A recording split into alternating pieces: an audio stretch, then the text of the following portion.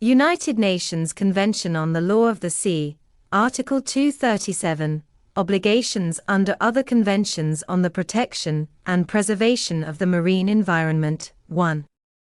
The provisions of this part are without prejudice to the specific obligations assumed by states under special conventions and agreements concluded previously, which relate to the protection and preservation of the marine environment, and to agreements which may be concluded in furtherance of the general principles set forth in this convention. 2.